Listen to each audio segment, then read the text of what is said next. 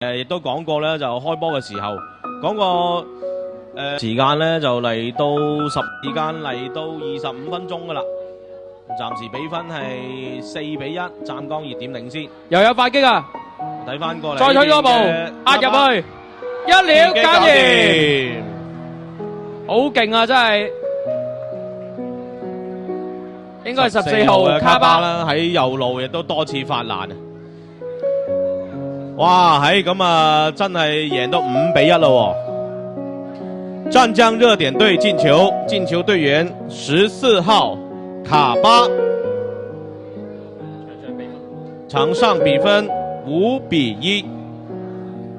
呢次咧就係一個快擊當中啦，單挑隻抽嘅機會啊，對陣魯爾艾力，咁然後就一路推啦，推到順，推到夠晒近啦，咁啊喺細禁區右邊路都已經有一個嘅三人小組啊，卡巴腳底一踩一搓，落底傳中，哇都揾到尾處噶啦已經，可惜呢下就有啲撐龍舟啊，奧馬嘅一個頭槌。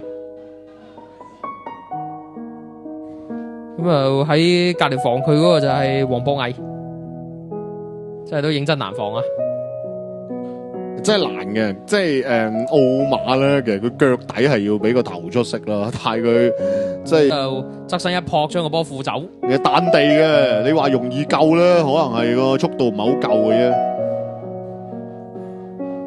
右腳再出個地波，撩到下嗰邊。呢係代表大堂隊出戰。好啦，咁啊見到卡巴，有敵。啱啱咧就隊友喂餅，好流暢啊！轉到右路，咪右路嘅硬爆，哇！推贏咗呢邊，啊睇推右嘅點處理啊？射埋開，哇！入埋，精彩啊！呢個波咧就要承讚翻呢隻8號嘅馬田啊，完全憑借個人嘅速度同埋能力、體能方面嘅優勢，硬爆對方嘅右路，側位，右腳佢係趟射。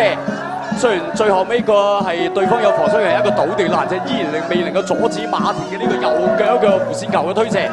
睇翻啦，精彩啊呢個波！咁啊喺係下半場